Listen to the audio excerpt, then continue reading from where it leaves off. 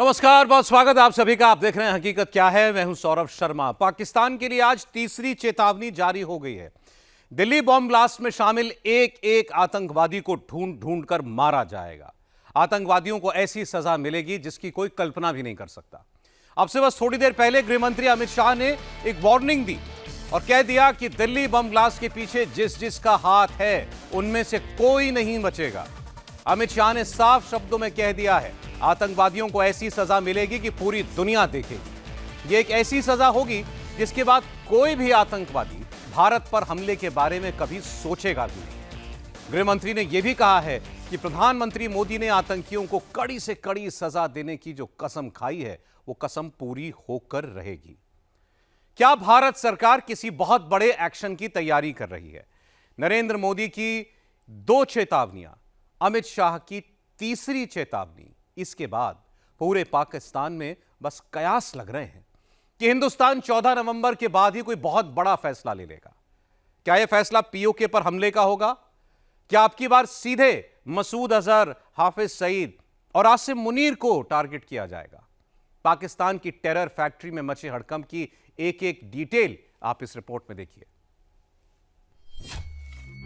दिल्ली बम धमाकों के Pakistani mastermind PoK में दिख गए हैं, कैमरे पर दिख गए हैं। पीओके के कोटली में बस कुछ घंटे पहले लश्कर और जैश के आतंकियों ने एक सीक्रेट मीटिंग की है। मीटिंग में क्या हुआ है?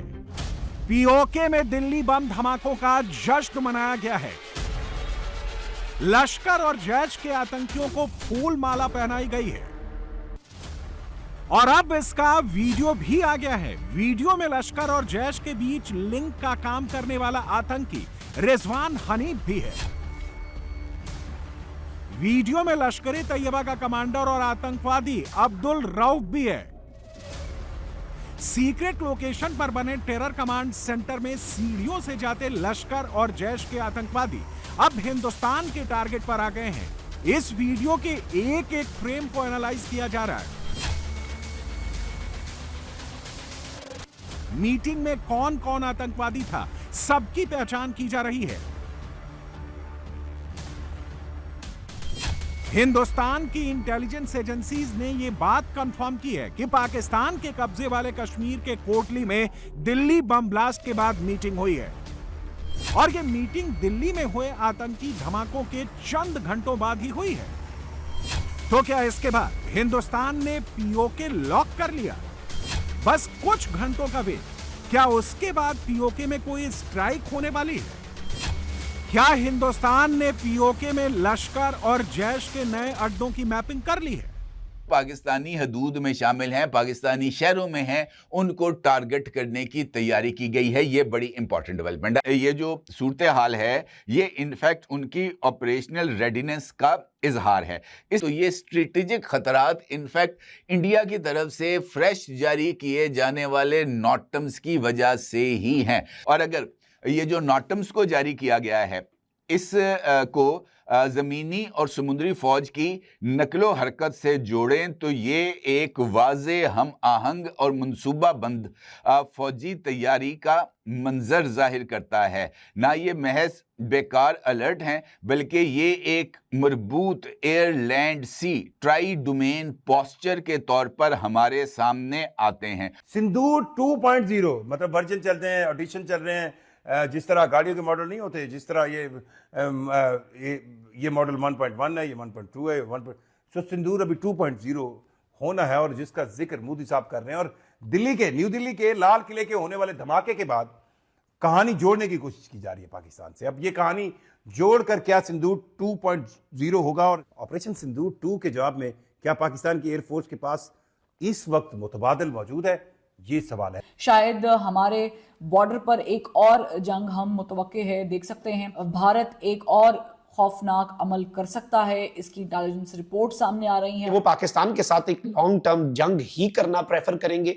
वो पाकिस्तान के साथ इस जंग को आगे से आगे लेकर ही जाएंगे। इंडिया अपने मुल्क में होने वाले किसी भी हमले का यूनिलेटरल तरीके से बगैर किसी सबूत और एविडेंस के पाकिस्तान पर इल्जाम लगाकर स्ट्राइक्स करने की बात करता है। अब नाज़रीन इकराम, इमरजेंसी काबीना का इजलास जो बुलाया गया है, केसरिया से मन जोगी हुआ रे, दिल झूमे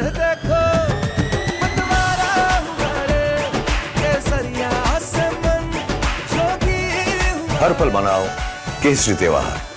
विमल, बोलो जुबान केसरी।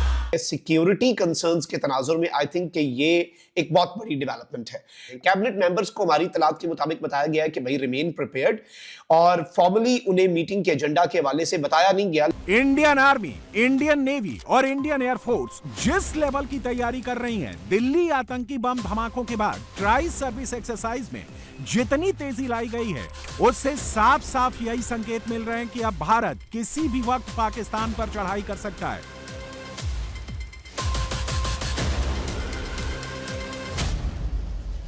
और दिल्ली बम ब्लास्ट के बाद पीओके से आए लश्कर और जैश के आतंकियों की मीटिंग वाले वीडियो ने हमले की बड़ी वजह हिंदुस्तान को दे दी है। पीओके में हुई मीटिंग में दो नाम जिनकी आइडेंटिटी कंफर्म हो रही है, उनमें से एक है आतंकी रिजवान हनीफ, दूसरा है आतंकी अब्दुल रऊफ। आतंकी रिजवान हनीफ पाकिस्तान के कब्जे वाले कश्मीर में लश्कर तैयबा की पीओके यूनिट का डिप्टी चीफ है, और यह आतंकी लश्कर तैयबा और मसूद अजहर के जैश ए मोहम्मद के बीच का एक कॉमन लिंक है। रिजवान हनीफ लश्कर तैयबा और जैश ए मोहम्मद के ज्वाइंट कॉम्बैट ब्रिगेड हिलालुल हक को लीड करता है, जो PAFF यानी पीपल्स एंटी फासिस्ट फ्रंट के अंडर आता है। दूसरा आतंकी अब्दुल रऊफ वही चेहरा है जो ऑपरेशन सिंदूर के बाद मारे गए आतंकियों के जनाजे में मुनीर की फौज के साथ दिखा था। अब सुरक्षा एजेंसियां इस पड़ताल में लग गई हैं कि दिल्ली में हुए आतंकी बम धमाकों और व्हाइट कॉलर टेरर इकोसिस्टम का जैश और लश्कर के किन किन टॉप कमांडर्स के साथ कनेक्शन है। इस पर सबसे बड़ा खुलासा किया है पाकिस्तान के ही फॉर्मर मेजर आदिल रजा ने, जिनके मुताबिक पहलगाम हमले की ही तरह दिल्ली में भी हुए आतंकी हमलों का मास्टरमाइंड मुल्ला मुनीर और DGISI आसिम मलिक हैं, जिन्होंने जैश और लश्कर के साथ मिलकर भारत के खिलाफ टेरर अटैक का प्लान बनाया। न्यू दिल्ली के अंदर जो हमला हुआ था उसके ऊपर मैंने एक रिपोर्ट की थी और मैंने आज एक रिपोर्ट की है, लेकिन मसला ये है कि सच सुनना जरा हजम करना जरा सानू औखा होता है। ये पिछले जब दफा यहाँ पे इन्होंने खुद पंगा लिया जाके पहलगाम के अंदर, और जो कि मैं 100% कंफर्म, मेरे जराए ने मुझे 100% कंफर्म करके खबर बताई, तो एक और खबर भी इन्होंने बताई जो मैंने नशर की थी। उसके साथ इनको तकलीफ तो बड़ी हुई थी, कम्युनिटी नोट्स भी लगाए थे लेकिन वो चल नहीं सके। खबर मैंने ये दी थी 11 जुलाई 2025 को कि जराए ये रिपोर्ट करते हैं कि पाकिस्तानी इंटेलिजेंस जो जराए हैं वो ये रिपोर्ट कर रहे हैं कि अगस्त 2025 में, जुलाई में मैंने रिपोर्ट की थी, मतलब आगे आने वाले महीनों के अंदर जनरल आसिम मुनीर ने मुबैना तौर के ऊपर अलेजिडली ऑर्डर किए हैं DGISI lieutenant general Asim Malik को कि वो मुंबई और दिल्ली के अंदर जो है वो अपने प्रॉक्सीज के जरिए हमले करवाएं। प्रॉक्सीज इनके जो है वो आपको पता ही है कि ये जो है वो LAT वगैरह जो है इनके प्रॉक्सीज हैं। वो मौलाना मसूद साहब हैं, यहाँ पे हाफिज सईद साहब हैं, पंजाब के अंदर बैठे हुए हैं, इनके प्रॉक्सीज हैं, उनसे हमला करवाएं, क्योंकि बलूचिस्तान के अंदर जो कुछ हो रहा है ये उसका रिस्पॉन्स है। फौज के अंदर ये बात की गई थी, इसके ऊपर बड़ा लान तान किया गया, बहुत बातचीत की गई, लेकिन क्योंकि खबर पब्लिक हो गई थी तो अगस्त पे तो नहीं हो सकता था, 2 महीने शायद, गालबन शायद कोई कंफर्मेशन नहीं है क्योंकि सर्कमस्टेंशियल एविडेंस अभी है। सिर्फ 2 महीने बाद ये जो न्यू दिल्ली के अंदर हमला हुआ है एक प्रॉक्सी के जरिए हुआ है, और उसकी तफसीलात मैंने जो है वो अपनी कल की रिपोर्ट के अंदर, गुज़िश्ता रिपोर्ट के अंदर मैं दे चुका हूं कि वहां पे लोग भी पकड़े गए हैं और लोगों से सबूत भी मिले हैं, उनके मोबाइल फोन्स भी पकड़े गए हैं वहां पे। और ये एक ऑनगोइंग इन्वेस्टिगेशन थी। आखिरी टाइम पे इस बम धमाके से पहले ये काम चल रहा था कि वहां पे लोग पकड़े गए हैं, बहुत से मेडिकल प्रोफेशनल से जो ये काम कर रहे थे वो पकड़े गए हैं। आदिल रजा ने यह सनसनीखेज खुलासा जुलाई के महीने में ही कर दिया था और बाकायदा बताया था कि कैसे मुनीर भारत के भीतर बड़ा आतंकी हमला प्लान कर रहा है। आदिल रजा ने उसी वक्त बता दिया था कि मुनीर दिल्ली और मुंबई के भीतर भारत में मौजूद लश्कर और जैश के स्लीपर सेल के दम पर बड़ा टेरर अटैक करने की फिराक में है। आदिल रजा की बात सच साबित हुई। दिल्ली में जैश के व्हाइट कॉलर टेरर इकोसिस्टम ने बम धमाका कर दिया और अभी LOC के उस पार से कई और हमले प्लान हो रहे हैं। इस प्लान में एक नाम की मैपिंग हो चुकी है और वो है आतंकवादी रिजवान हनीफ। दिल्ली बम धमाकों से कुछ दिन पहले भी यह आतंकवादी POK में नजर आया था। उस वक्त लश्कर का यह कमांडर पाकिस्तान के कब्जे वाले कश्मीर में लश्कर की महिला आतंकवादियों को ब्रीफिंग दे रहा था। पोस्टर एजुकेशन और ट्रेनिंग वर्कशॉप का था, लेकिन क्लास टेरर वाली थी।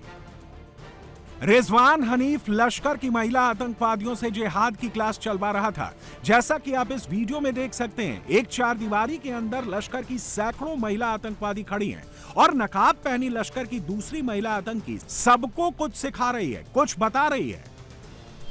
और तो और लश्कर का कमांडर रिजवान हनीफ इस महिला दस्ते में शामिल हर एक आतंकी को टेरर कोर्स कंप्लीट करने का सर्टिफिकेट भी देता है। लाउड स्पीकर लगाकर कैमरे से रिकॉर्डिंग कर पीओके में खुल्लम खुल्ला इस महिला आतंकी दस्ते की क्लास चलती है। और जब कैमरे पर आकर यह आतंकी सबको एड्रेस करता है तो सुनिए भारत पर क्या कहता है, पाकिस्तान के टेरर प्लान पर क्या कहता है। मोदी बड़ा खुश था कि हमारे पास अब लेटेस्ट तैयारे जो यूरोप के बेहतरीन और सफ़े अव्वल के तैयारे वो हमारे पास मौजूद हैं और मुकाबला होगा और बड़े जल्दी हम जो है ये जंग जीत जाएंगे। अगर आपके मुल्क ने भूख बर्दाश्त की, प्यास बर्दाश्त की, बड़ा सफर किया, बहुत मुसीबतें बर्दाश्त की, लेकिन आपके मुल्क ने कभी अपने दिफा के ऊपर, डिफेंस के ऊपर कंप्रोमाइज नहीं किया। और इसमें क्रेडिट तमाम सियासी जमातों को और तमाम फौज के सबको जाता है। जो भी हो, किसी ने कहा जी हम घास खा लेंगे लेकिन न्यूक्लियर वेपन बनाएंगे।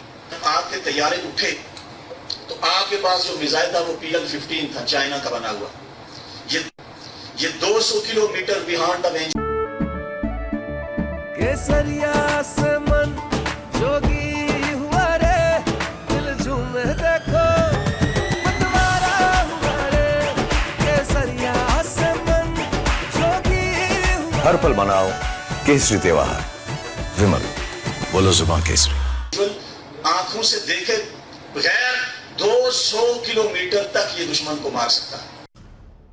लश्कर हो या जैश ए मोहम्मद हो, ये दोनों आतंकी संगठन पाकिस्तान में खोलकर भारत के खिलाफ जहर उगलते हैं, भारत पर आतंकी हमला प्लान करते हैं, क्योंकि इन्हें पाकिस्तान के आर्मी चीफ मुनीर और ISI की फुल बैकिंग है। सैंपल के तौर पर ये तस्वीरें देखिए, ये पाकिस्तान में किसी अननोन प्लेस पर लश्कर ए तैयबा के आतंकवादी बेफिक्र होकर पूरे काफिले के साथ महंगी महंगी गाड़ियों में बैठकर घूम रहे हैं, जगह जगह जाकर सीक्रेट मीटिंग्स कर रहे हैं और भारत पर टेरर अटैक की प्लानिंग और प्लॉटिंग कर रहे हैं।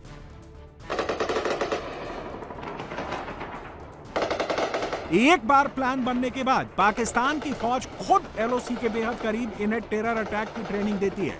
ये उसी ट्रेनिंग की तस्वीरें हैं जिसमें पाकिस्तानी सेना के SSG यानी स्पेशल सर्विस ग्रुप के लोग जैश ए मोहम्मद के आतंकवादियों को आतंकवादी हमला कैसे करना है इसकी ट्रेनिंग देते दिखे हैं। ये उस ट्रेनिंग का बिल्कुल लेटेस्ट वीडियो है।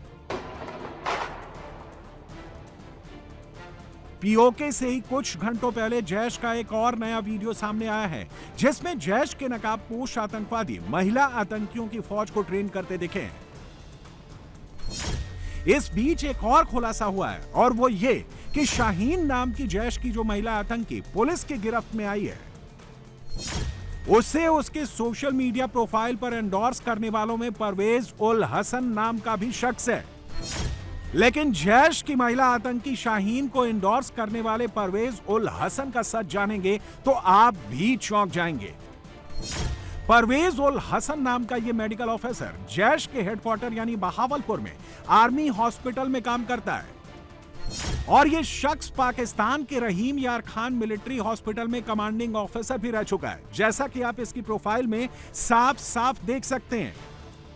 दिल्ली बम धमाके में जैश और मसूद अजहर का एंगल अब क्रिस्टल क्लियर हो चुका है। फॉर्मर पाकिस्तानी मेजर आदिल रजा के खुलासे से मुनीर और ISI के DG का रोल भी भारत के खिलाफ हुए इस आतंकी साजिश में साफ साफ दिख रहा है, यानी मुनीर ने एक्ट ऑफ वॉर कर दिया है।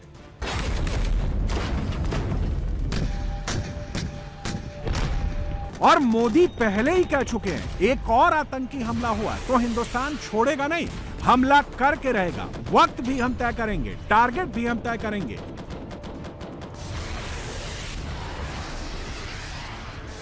अटैक कब और कहां होगा यह भी हम तय करेंगे और इसका डर पाकिस्तान में हर कोई महसूस कर रहा है। मौलाना मसूद अजहर जो पाकिस्तान में जिसके ऊपर कहा जाता है कि जी भारत ने अटैक किया था लेकिन खैर ये बच गया, तो इसी के लिए जी अगर इसकी कोई विमेन विंग सुनाए के बनी है या बनाने की कोशिश की जा रही है, उसमें भारत से भी कोई लेडीज जो है वो पकड़ी गई हैं और कहा यह जा रहा है कि ये मौलाना मसूद अजहर की बहन के साथ इनका कांटेक्ट था और इसी तरह की कई दूसरी बातें सामने आ रही हैं। तो यकीनन यहाँ पर जो है वो ना सिर्फ पाकिस्तान को बल्कि हिंदुस्तान पाकिस्तान दोनों को इन चीजों के ऊपर देखना और गौर करना चाहिए कि ये जो हमने यहाँ पे अनमोल रतन बिठा के रखे हैं, अब वो हमें तो नुकसान पहुंचाना शुरू हो ही गए हैं, पड़ोसियों को तो पहले भी हो रहे थे, लेकिन ये जिस किस्म के अब वाकयात होने शुरू हुए हैं वो यकीनन बहुत ही खौफनाक हैं। इंडिया का दारुल हुकूमत दिल्ली हाई अलर्ट है, क्योंकि दिल्ली के अंदर धमाका हुआ है रेड फोर्ट के सामने, लिहाजा इस्लामाबाद हाई अलर्ट है। लिहाजा एक हाई अलर्ट नजर आ रहा है और बड़ा खौफनाक किस्म का सीक्वेंस और पैटर्न नजर आ रहा है, लेकिन अब ये आपके गले तक पहुंच चुकी है। अब ये अगर आपके आज इस्लामाबाद में है, ये कल राजा बाजार में होगी, ये परसों कराची कंपनी में होगी, ये लाहौर में होगी, ये लिबर्टी में, ये हर जगह पर फैलेगी। भारत एक फॉल्स फ्लैग की पूरी तैयारी कर रहा है, उसने पूरे डॉक्टर्स की खेप खड़ी कर दी है। पाकिस्तान ने हर वक्त में, हर मरहले पर, हर जगह पर एक बेहतरीन जिम्मेदार एटमी कुव्वत होने के बावजूद एक जिम्मेदार रियासत का सबूत दिया है। लेकिन भारत ने जवाब में क्या दिया? भारत ने पाकिस्तान की इस समझदारी को, पाकिस्तान की इस खित्ते में अमन कायम रखने की पॉलिसी को पाकिस्तान की कमजोरी समझ ली। अब पाकिस्तान को रिटर्न में क्या मिला? पाकिस्तान को रिटर्न में भारत की तरफ से मिसाइल हमले में, आप देखिएगा, ये आपकी जिंदगी को अजीरन बनाने के लिए पाकिस्तान के खिलाफ एक फॉल्स फ्लैग ऑपरेशन करके दोबारा जंग खड़ी कर दे। भारत से कंधार, कंधार से भारत, काबुल से भारत, भारत से काबुल फ्लाइट्स चल रही हैं, जहां पर इनको मजीद पुख्ता करने की तैयारियां की जा रही हैं और ये किसी भी वक्त में पाकिस्तान के साथ दो नंबरियां करके पाकिस्तान को नुकसान पहुंचाने की कोशिश कर रहे हैं। ये दोनों मिलकर प्रॉक्सी के तौर पे अफगानिस्तान पाकिस्तान पे हमलावर करे, ये पाकिस्तान को दोनों तरफ से एंगेज करने की कोशिश करें और ये वो एक जंग की तरफ लेके जा रहे हैं जिसमें नुकसान तो शायद दोनों तरफ का। नाज़रीन, इस तमाम सूरत हाल के अंदर जो दिल्ली लाल किले में धमाका हुआ, ऑलरेडी भारतीय मीडिया की जानिब से फौरन या भारतीय जो सहाफ़ी थे इन्होंने पाकिस्तान के ऊपर इल्ज़ामात आयद करना जो है वो शुरू कर दिए कि जी पाकिस्तान है इसके पीछे। ये जो है वो बताया जा रहा है कि राजस्थान में जो भारतीय अवैक्स हैं, इसके अलावा भारतीय फ़िज़ाइया है, इनकी मुसलसल जयपुर, इसके अलावा राजस्थान में जो एयर एक्टिविटीज़ हैं वो रिपोर्ट की जा रही हैं बिल्कुल पाकिस्तानी सरहद के करीब। अब सरक्रीक में ऑलरेडी सरक्रीक को लेकर जो भारतीय दिफा राजनाथ सिंह ने भड़क मारी थी कि जी पाकिस्तान उधर मुख्तलिफ किस्म की मिलिट्री इंस्टॉलेशन कर रहा है, या मतलब एक अजीबो गरीब समझ नहीं आ रही उनको कि अब इल्जामात आयद करने के हैं। दिल्ली ब्लास्ट हमले में पाकिस्तान का नाम लेना है, जैसा कि आपको ये स्क्रीन में भी नजर आ रहा होगा कि मुख्तलिफ किस्म की जो एयर एक्टिविटीज हैं वो नोट की जा रही हैं, जिसमें जो अवैक्स हैं इंडियन एयरफोर्स के, इसके अलावा एयरबोर्न जो है वो पिछले मुसलसल 6 घंटों से जो है हमने रिपोर्ट किया, तो जब ये नोट किया तो पता चला कि मुख्तलिफ 6 घंटों से ये इधर पाकिस्तानी सरहद के करीब इनकी जो परवाजें हैं वो नोट की गई हैं। और इसके साथ ही ये भी तफसीलात सामने आ रही हैं कि राजस्थान में मजीद ट्रूप्स, इसके अलावा आर्टिलरी बटालियन जो है इसके हवाले से भी अब मुख्तलिफ ज़राए खबरें देते हुए नजर आ रहे हैं कि इसी डिप्लॉयमेंट या जो तनसीबात हैं वो भारतीय फौज इस वक्त करती हुई नजर आ रही है। दिल्ली बम धमाकों में जैश और लश्कर से जुड़े 2 और नाम सामने आ रहे हैं। केसरिया से मन जोगी हुआ रे, दिल झूमे देखो मतवारा हुआ रे। केसरिया से मन जोगी हुआ। हर पल मनाओ केसरी त्योहार, विमल बोलो जुबान केसरी। इनमें एक नाम है मसूद अजहर का करीबी अम्मार अलवी और दूसरा है लश्कर तैयबा का करीबी इब्तिसाम इलाही ज़हीर। इब्तिसाम इलाही ज़हीर वैसे तो खुद को रिलीजियस स्कॉलर बताता है, लेकिन लश्कर तैयबा के आतंकवादियों के साथ फोटो खिंचवाता है। इसकी बात आगे करेंगे, पहले अम्मार अलवी की बात करते हैं। खुफिया एजेंसियों को शक है कि मौलाना अम्मार अलवी सहारनपुर, फरीदाबाद और जैश के फिदाइन मॉड्यूल का चीफ मास्टरमाइंड है। इंटेलिजेंस रिपोर्ट के मुताबिक पाकिस्तान में अलवी के डायरेक्शन पर ही पाकिस्तानी हैंडलर्स भारत में मौजूद जैश के आतंकियों से कोऑर्डिनेट कर रहे थे। सहारनपुर और फरीदाबाद से पकड़े गए आतंकियों ने भी कबूल किया है कि वो इनक्रिप्टेड कम्युनिकेशन चैनल से पाकिस्तान में जैश के हैंडलर्स के संपर्क में थे। इस पूरे ऑपरेशन को पाकिस्तान में अम्मार अलवी लीड कर रहा था। जैश का यह आतंकी अमोनियम नाइट्रेट की मदद से आईईडीज को असेंबल करने की ट्रेनिंग देने में भी माहिर है। नोट करने वाली बात यह है कि अम्मार अलवी, जिसे मोहिउद्दीन आलमगीर के नाम से भी जाना जाता है, वो 2019 में पुलवामा फिदाइन हमले का चीफ प्लानर था। अल्लाह के फजल इस आतंकी साजिश में जो दूसरा नाम सामने आ रहा है वो है इब्तिसाम इलाही ज़हीर का। ये मौलाना कुछ दिन पहले बांग्लादेश के राउंड पर पहुंचा था। इसने बाकायदा अपना पोस्टर फैलाया था। ये लश्कर का कितना करीबी है, इसका अंदाजा इसी बात से लगा लीजिए कि लश्कर के आतंकियों के पोस्ट तक शेयर करता था। कुछ दिन पहले ही बहावलपुर में खड़े होकर लश्कर के एक आतंकी ने कबूल किया था कि बांग्लादेश में लश्कर ने अपने आतंकी फिट कर दिए हैं और वहां से भारत पर हमले की प्लानिंग कर रहे हैं, और ये सब मुनीर के इशारों पर ही हो रहा है।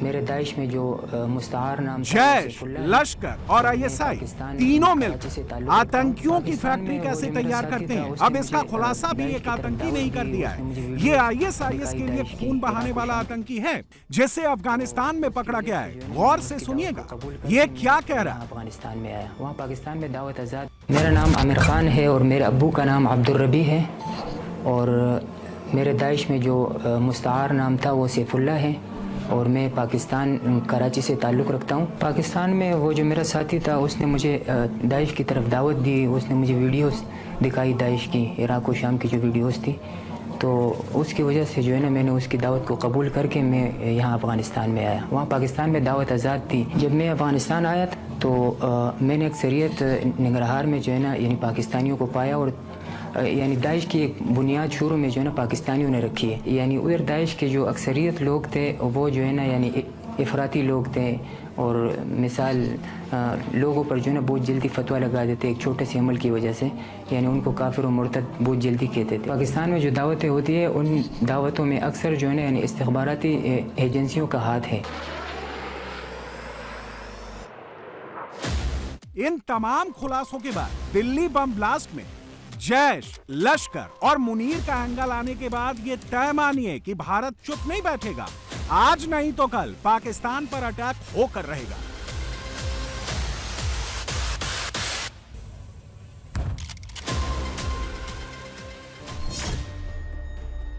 मोदी 2 चेतावनी दे चुके हैं और आज तीसरी चेतावनी गृह मंत्री अमित शाह ने दे दी है।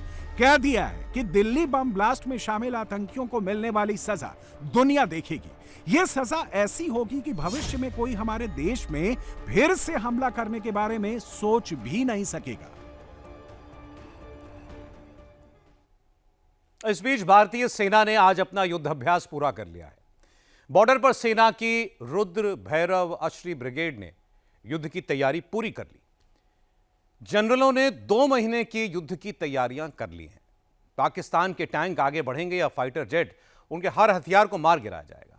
भारत की नेवी, एयरफोर्स और आर्मी तीनों ने इंटीग्रेटेड तैयारी की है। जल, थल, नभ तीनों दिशाओं से युद्ध की तैयारी जबरदस्त है। एक एक डिटेल इस रिपोर्ट में है।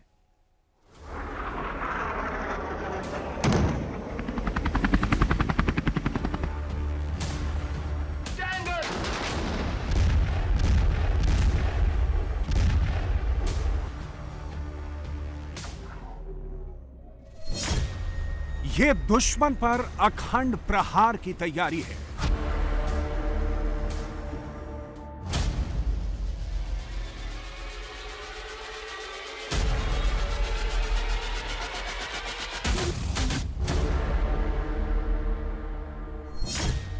ये पाकिस्तान पर आखिरी प्रहार होगा।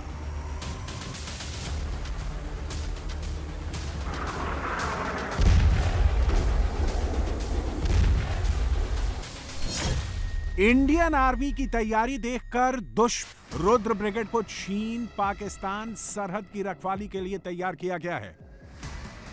रुद्र ब्रिगेड के वीर योद्धा फ्यूचर वॉरफेयर के लिए तैयार किए गए हैं। ये नए भारत के वो योद्धा हैं जो दुश्मन पर सिर्फ हमला नहीं करते, उसे खल्लास करके ही मिशन पूरा करते हैं। सबसे बड़ी बात, युद्ध के मैदान में रुद्र ब्रिगेड एक कंप्लीट फौज की तरह है,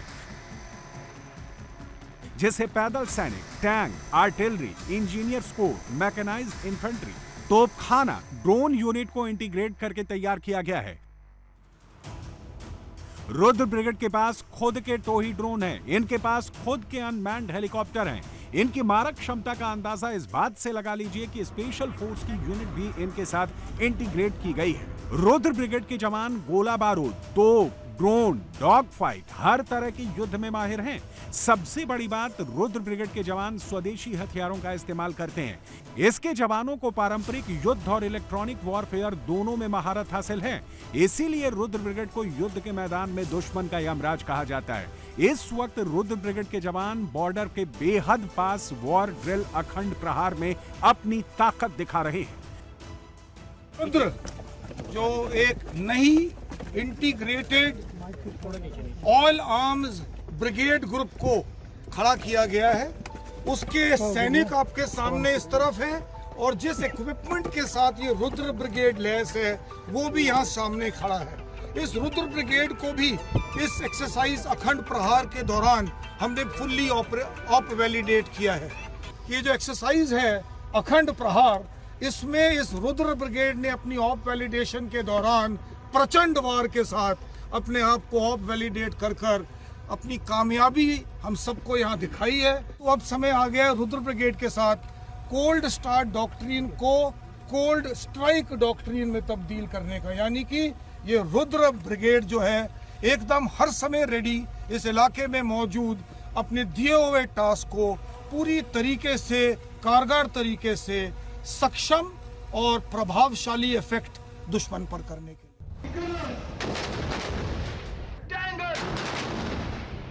अगर युद्ध का आदेश मिला तो रुद्र बटालियन दुश्मन पर पहला प्रहार करेगी।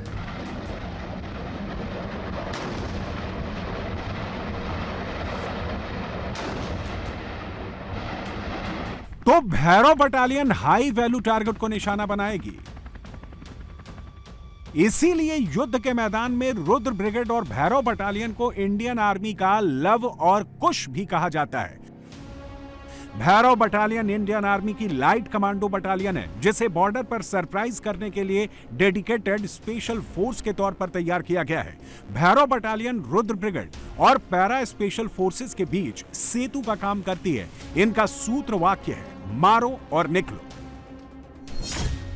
एक भैरव बटालियन में 250 जवान होते हैं। अब तक 5 भैरव बटालियन तैयार हो चुकी है। इन्हें लेह, श्रीनगर, नगरोटा और राजस्थान के पश्चिमी बॉर्डर पर तैनात किया गया है। भैरव बटालियन में आर्मी, आर्टिलरी, एयर डिफेंस और सिग्नल कोर के चुनिंदा जवानों को शामिल किया जाता है। भारत दुश्मन पर विध्वंसक प्रहार के लिए 25 भैरव बटालियन बना रहा है।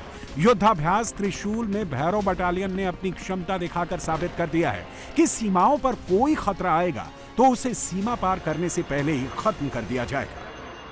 ये जो भैरव बटालियन है ये tactical level multi domain tasking कर सकती है। 4 महीने पहले इन्हें खड़ा किया गया था और आज इस एक्सरसाइज के माध्यम से, अखंड प्रहार के माध्यम से इन्हें ऑपरेशनली वैलिडेट किया है और ये हर एक प्रकार के ऑपरेशन को अंजाम देने के लिए पूरी तरीके से सक्षम है। सदर्न कमांड का मेन स्ट्राइकर दस्ता शाहबाज डिवीजन भी बॉर्डर पर तैयार है। शाहबाज डिवीजन सदर्न कमांड का रैपिड रिस्पांस दस्ता है। इनका हेडक्वार्टर भोपाल में है। 1965 में गठन होने के बाद शाहबाज डिवीजन ने युद्ध के मैदान में अपनी वीरता के जौहर हर युद्ध में दिखाए हैं। इंडियन आर्मी के शाहबाज डिवीजन के जवान चीते की फुर्ती से दुश्मन पर पलटवार के लिए मशहूर हैं। अगर दुश्मन एक बार इनकी रेंज में आ गया तो फिर उसका बच पाना मुश्किल ही नहीं, नामुमकिन है। यह इंडियन आर्मी की सुदर्शन चक्र का हिस्सा है। जमीनी युद्ध में इनकी क्षमता अनपैरेलल है। यह बात जैसलमेर के युद्धाभ्यास में इन्होंने फिर साबित की है।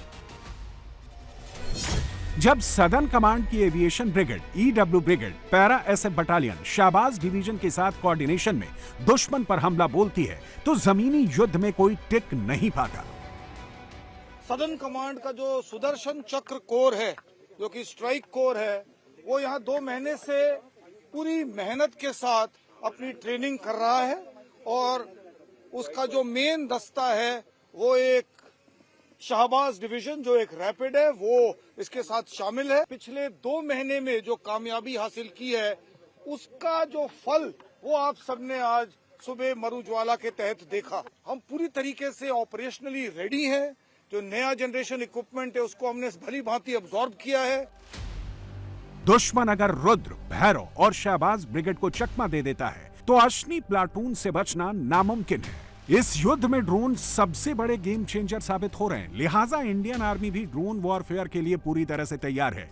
इंडियन आर्मी की सभी इन्फेंट्री में अब अश्नी प्लाटून को शामिल किया गया है, जो दुश्मन पर सटीक स्ट्राइक करने में महारत हासिल कर चुके हैं। भारत की अश्नी प्लाटून का काम ड्रोन से सर्विलांस, टारगेट की सही लोकेशन का पता लगाना और फिर सटीक हमला कर उसे खत्म करने का है।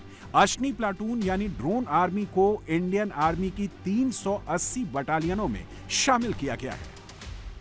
युद्धाभ्यास में अश्नी ब्रिगेड ने न सिर्फ अपनी स्ट्राइकिंग शक्ति दिखाई, बल्कि युद्ध के मैदान में ड्रोन से घायल सैनिकों के लिए मेडिसिन और रसद के साथ हथियार पहुंचाने का टारगेट भी पूरा किया। ऑपरेशन सिंदूर के बाद अभी तक की सबसे बड़ी एक्सरसाइज त्रिशूल। इसमें ट्राई सर्विसेज एक्सरसाइज है। भारतीय सेना की सदर्न कमांड, भारतीय नौसेना और वायु सेना इसमें शामिल है। कुल मिला के 35,000 से 40,000 जवान इसमें हिस्सा ले रहे हैं। हम आपको बता दें कि भारतीय नौसेना के करीबन 25 से ज्यादा शिप, जिसमें फ्रिगेट, डेस्ट्रॉयर्स, आईएनएस विक्रांत जैसा एयरक्राफ्ट कैरियर, MiG-29 के फाइटर एयरक्राफ्ट शामिल है। वहीं दूसरी तरफ भारतीय वायुसेना के करीबन 40 फाइटर एयरक्राफ्ट, जिन्होंने 1450 सॉर्टीज अलग अलग डोमेन में की है। उसके साथ साथ भारतीय सेना के सदर्न कमांड के पूरा डिप्लॉयमेंट, चाहे मैकेनाइज हो या हाल ही के दिनों में डिप्लॉय हुआ अश्नी प्लाटून, भैरव कमांडोज, उसके साथ साथ जो रुद्र ब्रिगेड है वो भी इस एक्सरसाइज का हिस्सा है। पाकिस्तान पर जब आखिरी प्रहार होगा तो टैंक आर्मी का रोल बहुत अहम होगा। इसलिए इस वक्त थल और जल दोनों की लड़ाइयों के लिए टैंक की क्षमता और विध्वंसक ताकत को परखा जा रहा है। आईएनएस जलस्व से निकलता यह टैंक पानी में भी युद्ध कर सकता है और जमीन पर भी दुश्मन के छक्के छोड़ा सकता है। यह भारत का सबसे घातक टैंक T-90 भीष्म है, जो यूक्रेन युद्ध और सीरिया के युद्ध में जौहर दिखा चुका है। रूस में बना T-90 भीष्म टैंक जमीन पर 60 किलोमीटर प्रति घंटे की रफ्तार से दौड़ता है। ऊबड़ खाबड़ रास्ते पर 50 किलोमीटर की स्पीड से चलता है।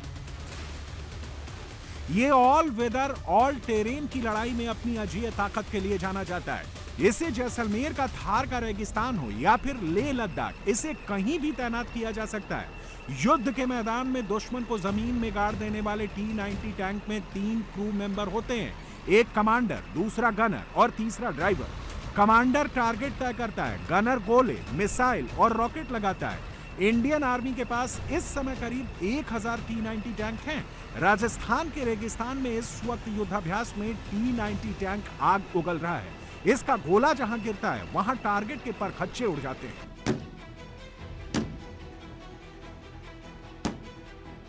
ये T-90 टैंक में 125 mm की तोप लगी है। ये 5 किलोमीटर तक गोले दाग सकता है। इसकी तोप से दुश्मन की बख्तरबंद गाड़ियों को उड़ाने वाली मिसाइलें भी दागी जा सकती हैं। एंटी टैंक मिसाइलें भी दागी जा सकती हैं। भीष्म टैंक एक राउंड में 7 मिसाइल भी दाग सकता है।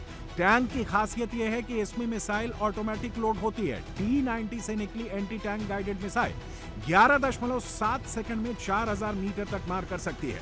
भीष्म टैंक 2 किलोमीटर की रेंज में हेलीकॉप्टर को भी मार गिरा सकते हैं। टैंक में सबसे ऊपर एंटी एयरक्राफ्ट गन लगी हुई है। इस गन से 1 मिनट में 12.7 mm की 800 गोलियां दागी जा सकती हैं। इसमें लगा थर्मल इमेजर दिन हो या रात 6 किलोमीटर तक दुश्मन को देख सकता है। भीष्म टैंक दुश्मन पर हमला बोलकर 1 घंटे के लिए 5 मीटर गहरे पानी में छुप सकता है। T-90 टैंक में ऐसे उपकरण लगे हैं जो क्रू को जैविक और केमिकल वेपन के हमले से बचाने में सक्षम हैं। T-90 टैंक इस वक्त इंटरनेशनल बॉर्डर के बिल्कुल पास युद्धाभ्यास कर रहे हैं। ये भारतीय सेना की टैंक वाली तैयारी है। ये T-90 भीष्म टैंक हैं जो रेगिस्तान से लेकर हाई ऑल्टीट्यूड एरिया में मॉडर्न वॉरफेयर के लिए पूरी तरह से इक्विप्ड है।